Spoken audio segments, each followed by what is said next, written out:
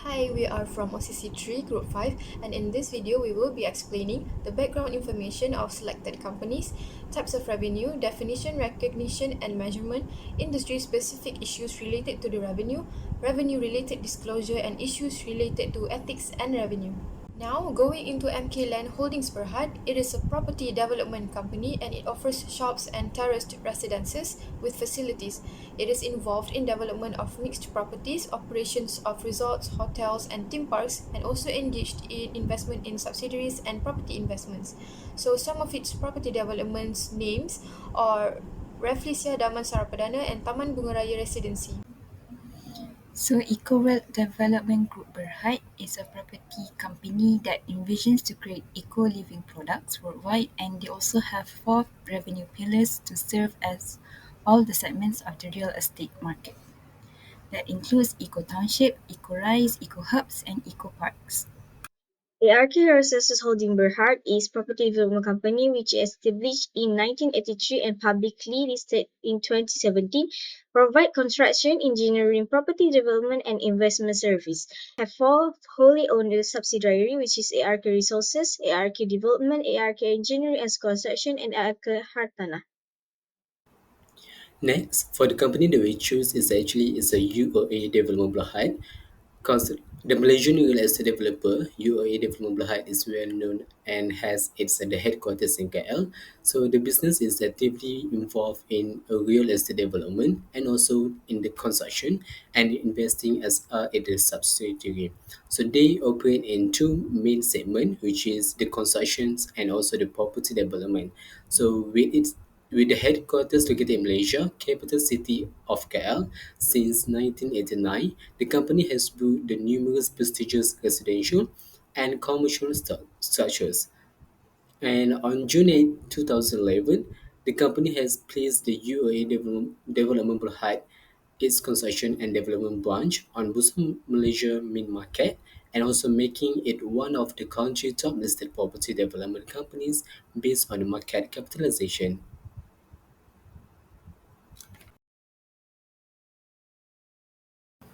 So definition of revenue. Revenue is returns that company earns when they sell their products or services to the customer, and it is also a result of business operations, and it is also known as total income generated from operation before adding any expenses.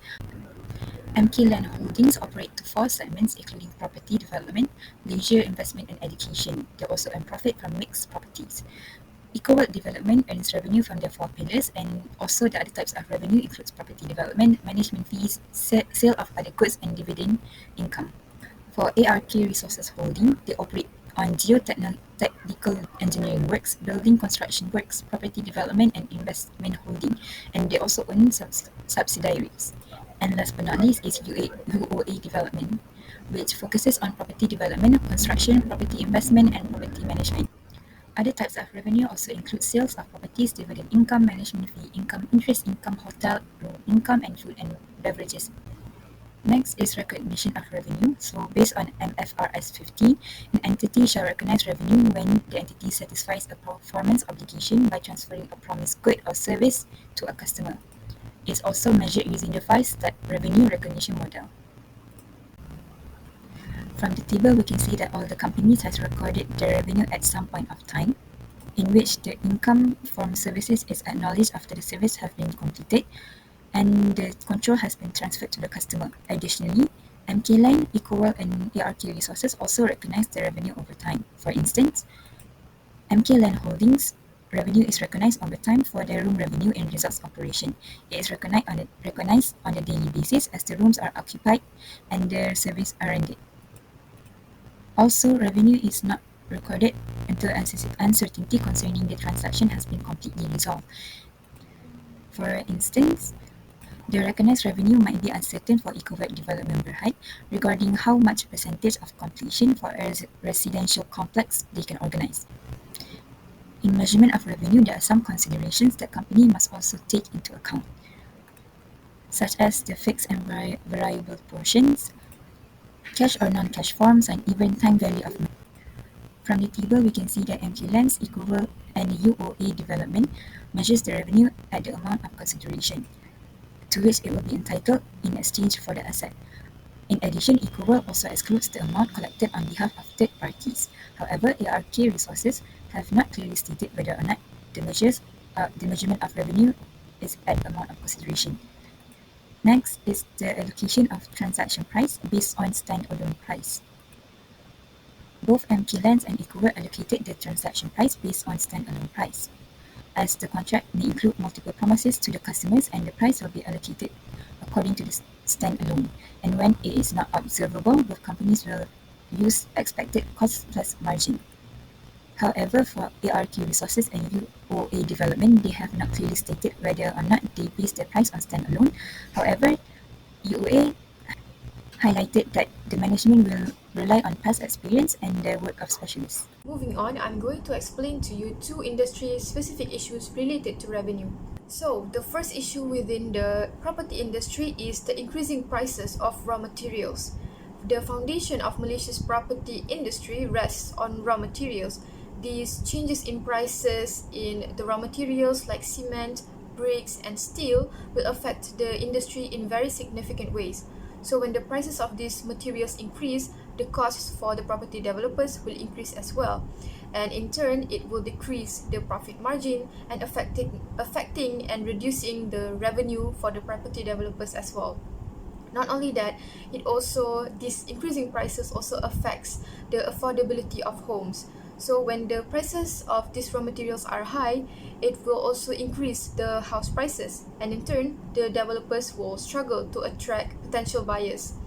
And not only does the high costs of raw materials will do that, it will also lead to abandoned projects by the property developers because the companies won't bear the financial risk of completing. Now, going into the second issue related to revenue within the property industry is imbalance in supply and demand. Now, if you look at basic economic theory, we have supply and demand. These two balances are constantly changing, um, and we can see right now that in the local area, the available units for homes and properties, which is the supply, is more than the demand for these properties. So this will eventually lead to oversupply. So we have identified two factors that leads to oversupply. First one is competition with foreign developers.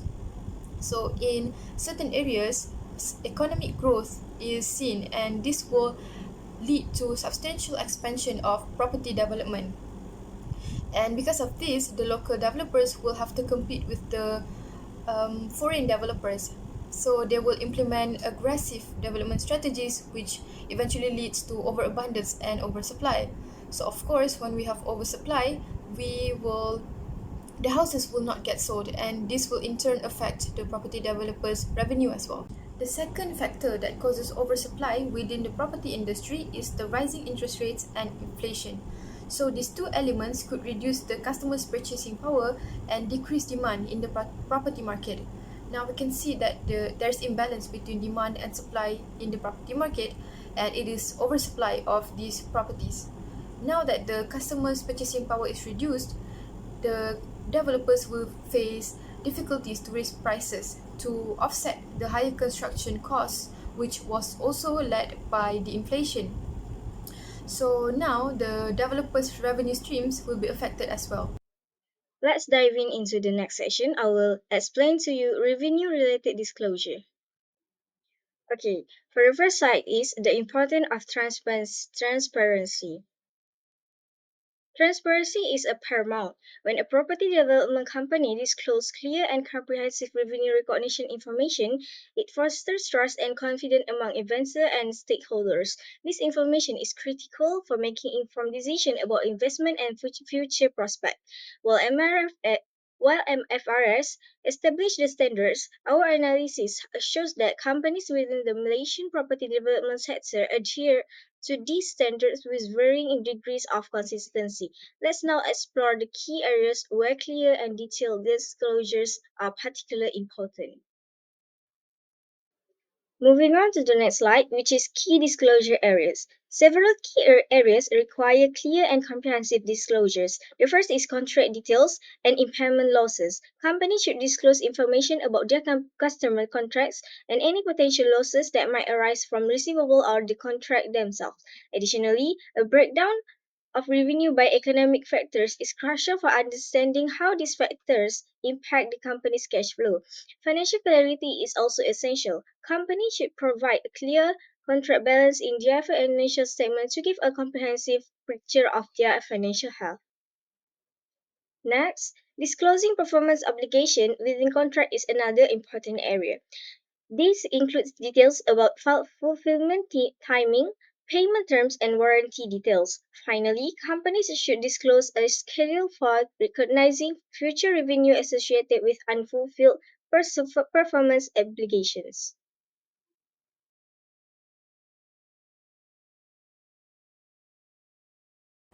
Next, I will explain about the issues that are related to the ethics and revenue in the property development. So for this part, it has a potential conflicts between the ethical practices and profit generation in the property development industry. So based on the ethical concerns, so you can see that it has been a change in policy in the MK land holding Berhad, which is it has a rising interest rate due to the policy shift that can make it harder for people to offer the property and also have a potential that can be impact the sales of the company. So for the next one is actually is a sustainability for the MK land holding Berhad, which is we can look at the balancing economic goals with the environmental and social responsibility is the key ethical considerations. Next is actually is the corporate governance, which is like the eco world development global high. The company have a strong internal controls and independent auditing that are crucial to ensure the ethical practices within the company. Like for the MK Lane Hotel Bulhai, the company faces a few challenges due to the rising interest rate, but it can be emphasized the sustainability through the principles of the economics, environmental, and also the social. For the Eco World Development Group Bulhai, it more focuses on the good corporate governance through their independent internal audit functions. Like next for the ARK Resources Holding Berhad, this company experiences the strong performance with a high strong price increase. However, the low price to sales ratio suggests an investor uncertainty about the future revenue sustainability. The last but not least is the UOA Development Berhad. This company achieved a strong financial performance despite a revenue dip due to the project recognition timing. So here we can conclude that the ethical considerations like policy changes, sustainability, and corporate governance are vital in the property development alongside the revenue generation, which is you can assess striking a balance between these aspects that can ensure the long-term success and trust from the stakeholders. Thank you.